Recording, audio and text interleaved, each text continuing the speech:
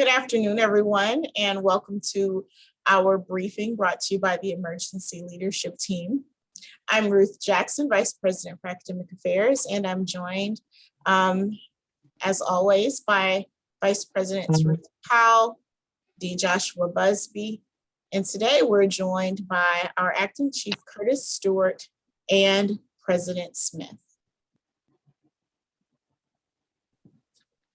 In today's session, we'll provide our COVID-19 status update.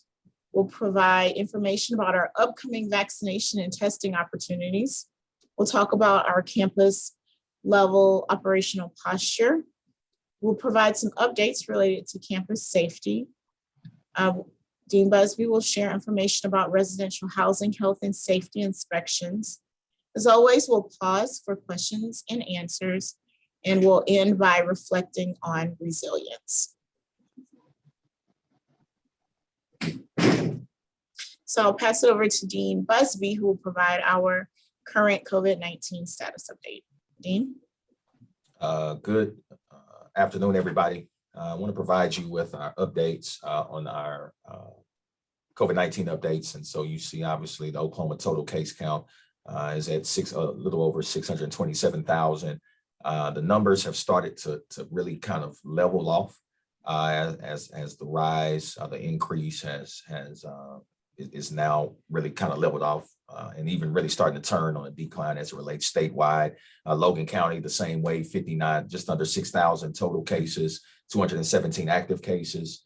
And unfortunately, of course, we do have some deaths, 97, but that number is leveled off as well. Happy to report currently on our campus, we have, of course, 183 total active cases, which is across all 4 of our campuses. And we currently have 0 active cases on campus. And always keep in mind, of course, that we're reporting our active cases since the university reopened in the July of 2021. So at this time, I'm going to pass it on to, I believe, Vice President Powell to talk about our COVID-19 testing and vaccination opportunities. VP. Thank you, Dean Busby. And just as a reminder, when we're in webinar mode, sometimes our content doesn't update in real time, but those numbers that Dean Busby reported were as of noon today. So those were as of noon today, October 18th. So just wanted to make that disclaimer there. So as we have continued to do throughout this semester, last semester, and we will continue into the future, we are offering vaccination opportunities as well as testing opportunities on the Langston campus for our residential students. We actually have our next opportunity coming up tomorrow, and the email with the link went out earlier today, so everyone should have that ready to go. You can make an appointment if you'd like a vaccination or receive a test. In that email, we actually shared that we will have a small supply of Pfizer vaccines tomorrow. So we're very excited about that. We don't typically have the Pfizer vaccine available to us, but we were able to work with the Oklahoma Department of Health in getting that for our students. And that's really in response to some students who have reached out for that vaccine. They have received a first dose and they're looking to receive their second. So we're very happy that we're able to accommodate the students who have requested that version of the vaccine. So again, tomorrow, Tuesday, October 19th from 9 to 5 in the multi-gym. And you see we have listed the subsequent dates there on the screen. So we will continue to share these updates and the opportunities each week via email. We try to have them, the opportunities fall on Wednesday. That way we can sort of catch the activities from the weekend and have a good test date and a good result. We moved to this week's test and vaccination date to accommodate the celebration of High School Day. So we are excited about that coming on Wednesday, the 20th of October. So once again, as a reminder, tomorrow, Tuesday, October 19th is going to be the date to receive a vaccination or a test in the multi-gym. And now I will pass it back to Dr. Jackson to give more information on our current campus level and operational posture. Thanks, VP Powell. We remain in level 2 as our campus designation. So that means that our coursework remains in the hybrid mode. So instructors are reminded to communicate with students about days to attend courses. And students are encouraged to check their Canvas accounts daily for each course. Campus meetings and events still need to be reviewed through our events task force. So if you have any questions about that, please send an email to luevents at langston.edu for more information about how to have events approved. Things to remember that the events task force is looking for. What are the safeguards and protocols in place? We're still reminding everyone to be cautious as we continue through our university events. So in terms of operations, reduced access, enhanced protocols, and research can continue with, again, enhanced protocols. As a reminder, whenever any of us are inside of a building, we ask that we continue to wear our masks, practice good hygiene in terms of hand washing, and continue to be on guard as we continue to keep our numbers down throughout this ongoing pandemic. And so with that, I will pass it over. I think I basically covered that. So I got ahead of myself, but I think I covered that. The last point is something that I do want to remind everyone of. We will follow our published campus calendar, our academic calendar. So we're looking forward to the Thanksgiving break, which will begin on November 22nd and run throughout that whole week. No classes are scheduled for the week of Thanksgiving. However, everyone is to return to campus classes November 29th to end the semester as we published in our academic calendar. So with that, I will invite President Smith to come off of mute. Dr. Smith. Thank you, Dr. Jackson, and thank you everyone for joining us today. Most, if not all of you, are aware that we had a couple of incidents that occurred in the early hours of Sunday morning, and we've asked our Chief of Police, Curtis Stewart, to join us to provide an update, an overview of the incident that had actually involved some gunshots. So, Chief, if you would like to do that, we welcome you to do so at this time. Thanks, Dr. Smith. Good evening, everyone. Right now, it was an isolated incident. We're following leads. It's open investigation. I will advise if anything changes. I think the campus is safe. But any updates, I'll let you know. Thank you very much, Chief. And then the other incident involved the transporting of several students to hospitals, various hospitals, and we'll have Dean Busby provide an update because it involved an apartment in residential housing, thus on campus, and Dean Busby oversees residential housing. Dean? Good afternoon, everybody, again. And so on Saturday, late Saturday evening, we received information that there was a possible gas leak in one of our residential buildings in housing.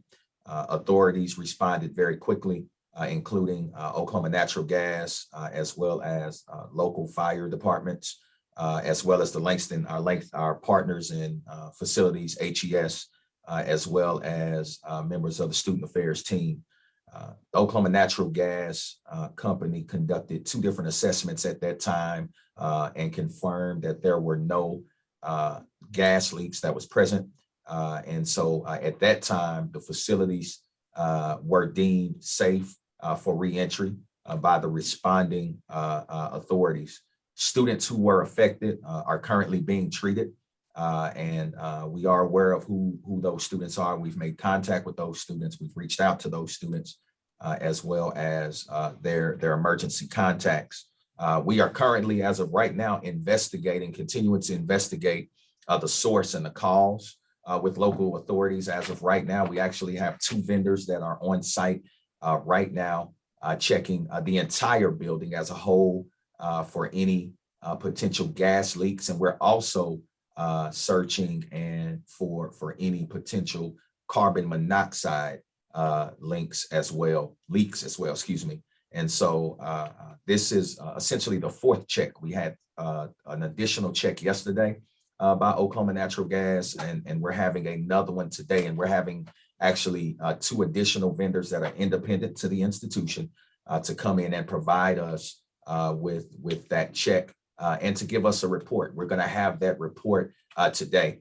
And if we find out any pertinent information, we will absolutely relay that to the campus community. We're absolutely going to relay that to the individuals that were directly affected as well. We're also going to be doing some additional checks of all spaces, of some of our random checks of spaces in our properties throughout our residential community. So not only Scholars Inn, Centennial, Young, as well as Commons.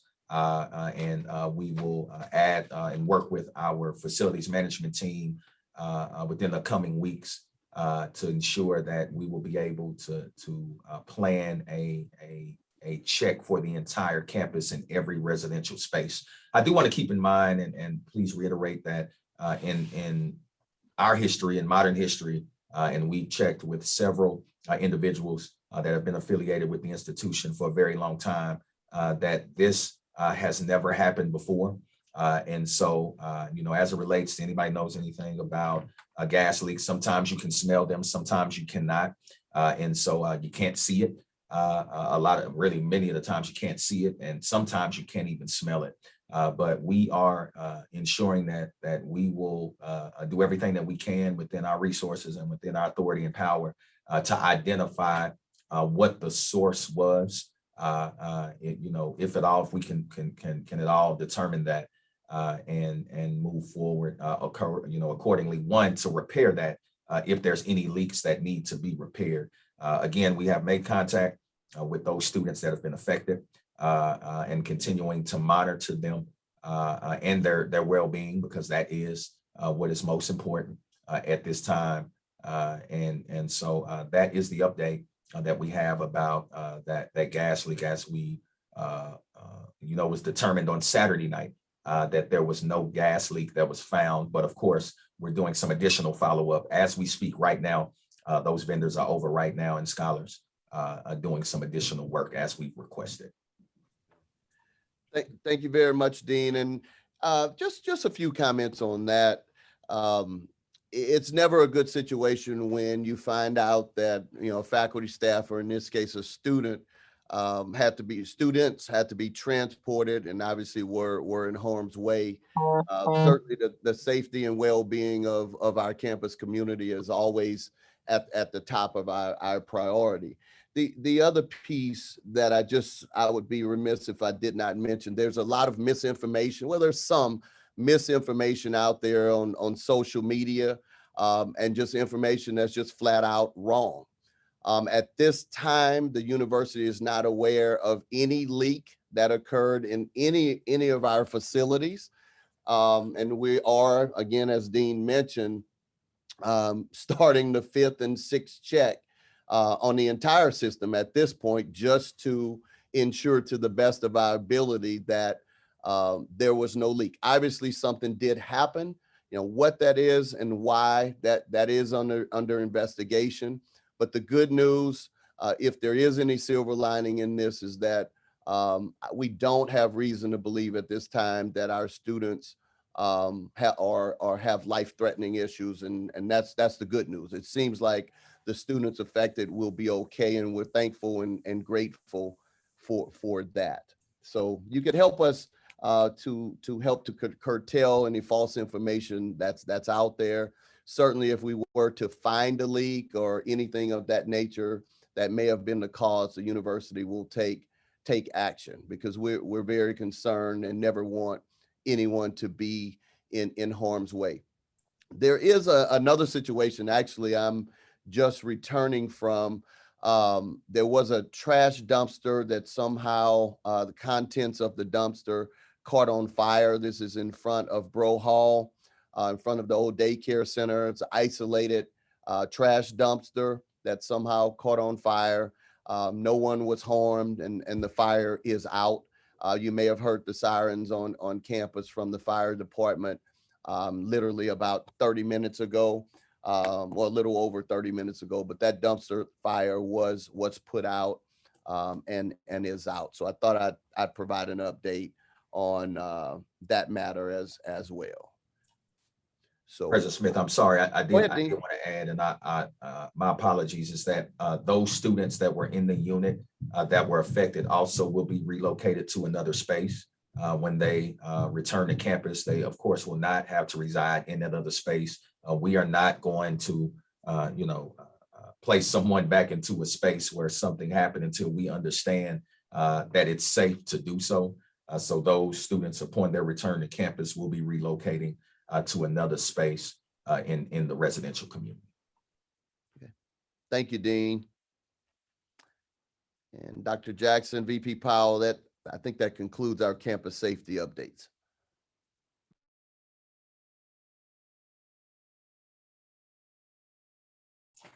All right, it's back on me. So looking at our residential housing and health and safety checks, as has been communicated, and we've sent the notification out to our campus community, as has been communicated in the last few weeks during the building meetings in the residential community, that health and safety inspections will convene and will commence this week. We're looking to start that on Wednesday and complete that by next Monday. And so health and safety inspections will take place from 9 a.m. To 9 p.m. And so just want to talk a little bit about that. A detailed email has gone out about this and the reasoning for it. And really the chief reason is to make sure that we're monitoring the status and the safety of our residential community and to ensure that it's safe. It's safe for our students to reside. And so it can occur anytime throughout this date and throughout these times. And essentially the purpose of the inspection, again, as I stated, is to ensure that both residents and our housing facilities are safe as well. And so the health and safety inspections will encompass several different components, not limited, but also to include new damages to housing property, including the structures or the furniture. So for example, the wall, doors, any furniture, sofas, tables, and the like, any inadequacies within the space, such as excessive trash on the inside or the outside of the unit, unclean conditions as well. And then of course, any other deficiencies that were not noted on the room condition assessment form that every student completed prior to receiving their key in move-ins. And so that is going to commence this week on Wednesday, as planned and as communicated in those hall community meetings that were conducted by housing throughout the last couple of weeks. And so we're going to start that on Wednesday. So we, of course, are required to send the notice out, and we're doing that 48 hours in advance. And so we want our residential community to be aware that our housing team will be coming by to do these routine health and safety inspections.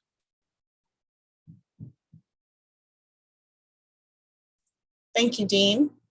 So at this point, we'll pause for any questions that you may have.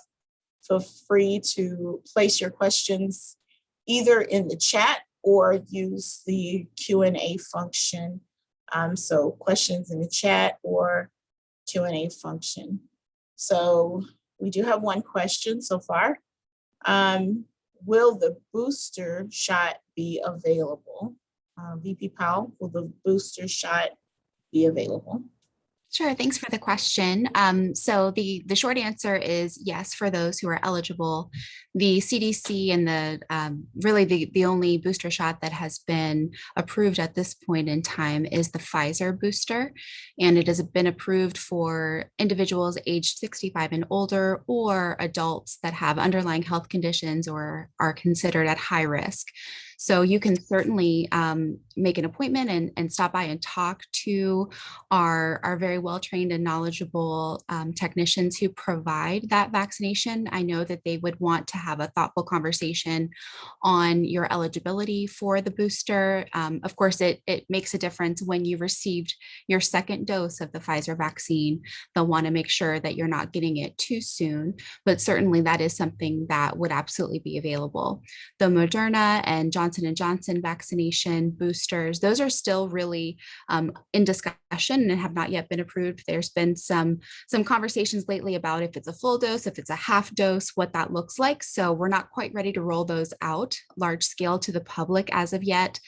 So those would not be available to any of us who have received the Moderna or the Johnson & Johnson vaccination at this time. But certainly when those become available, that is something that we would absolutely want to provide. Thanks for the question. Thank you, VP. Another question. Are housing inspections for all residents, including staff and faculty who may live in our residential housing units? Dean Busby, do you want to take that? Yes, thank you for that question. So yes, housing inspections is for all of our residencies, all units that we have on campus that have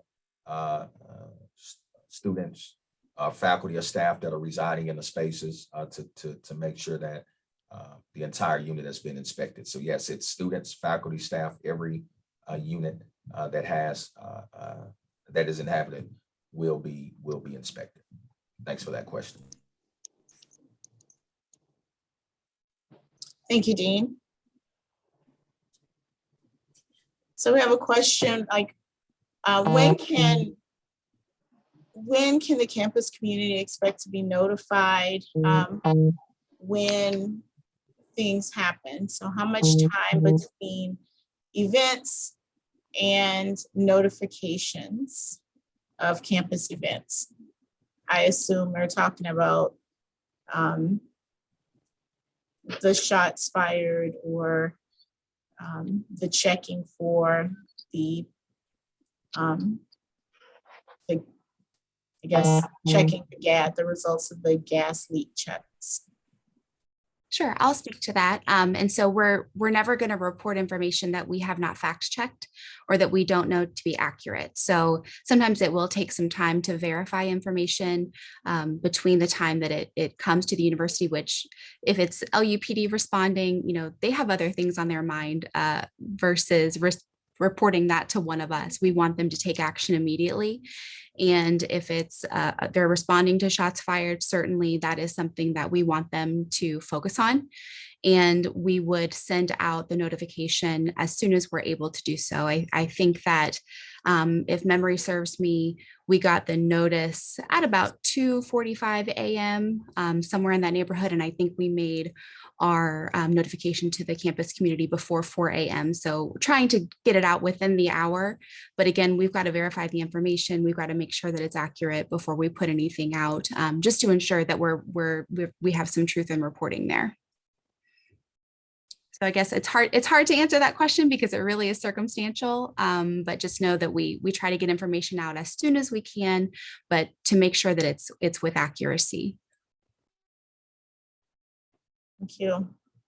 And just as a reminder, in addition to our webinars, if there are any questions that come up, please feel free to email luelt@langston.edu. If there are any questions or concerns that you may have, feel free to pose them to luelt@langston.edu. Dr. Jackson, I see one other, I guess, a comment. I'm not sure if it's a comment or a question, but I want to be really clear. The university has no reason to believe at this point that there was a gas leak. as there have been 4 checks and we found no gas leak. We are taking every step possible to ensure that that's as accurate as possible.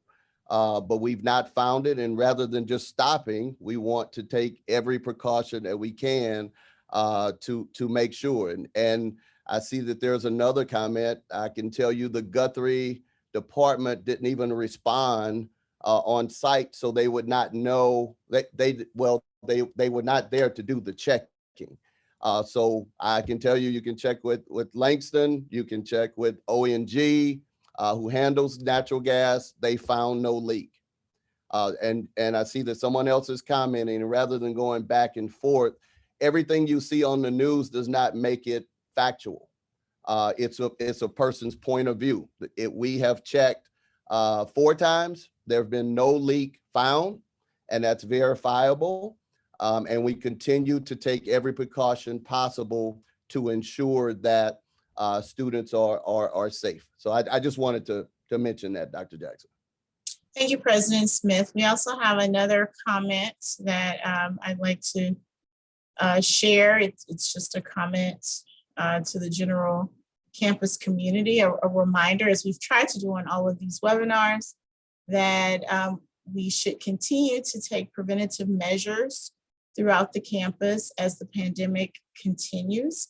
And so if there are spaces where sanitizing machines are empty, please notify us. And again, you can use the LUELT@langston.edu, and we'll make sure that that's addressed. So thank you for that comment. Just let us know where you've noticed that.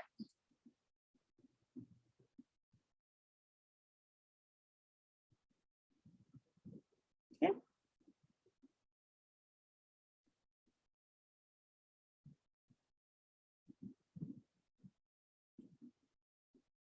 Okay, so don't see any other questions to be addressed. Again, if there are any concerns, feel free to reach out to us. We're more than happy to respond. So with that, I'll pass it on to Dean Busby, who will share this week's Reflecting on Resilience. Dean? Thank you, Dr. Jackson. Very, very happy to report that we had a great homecoming week, a great week of activities on last week. And of course, it was culminated by the end of the week. But, just want to highlight a few events that we had during the week, starting out with the Alumni Association had a virtual 5K run, had even more participants this year than they did last year. Last year was the inaugural. Also hosted, of course, the Gospel Fest on campus. Our students had several events throughout the week, t-shirt giveaway, Neo Soul event. Of course, one of the highlights of the week was our coronation of Mr. and Miss Langston, our 37th Mr. Langston University, Royce Anderson, and our 75th Miss Langston University, Haviland Frierson, followed by a very cool event. I didn't go because I didn't bring my shoes, but a coordination sneaker ball afterwards.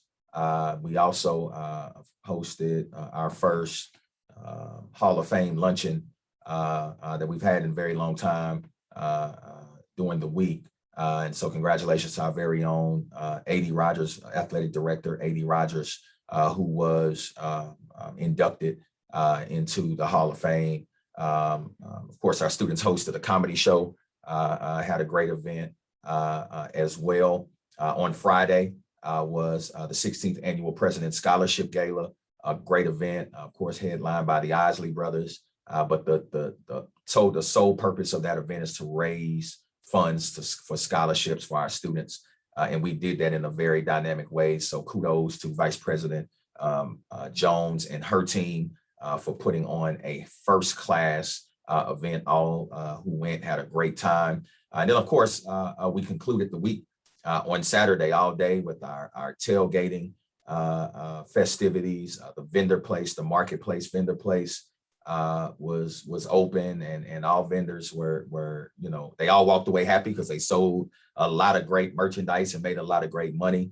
We had 7 or 8, I think we had 8. We had 8 food vendors who essentially sold out of food.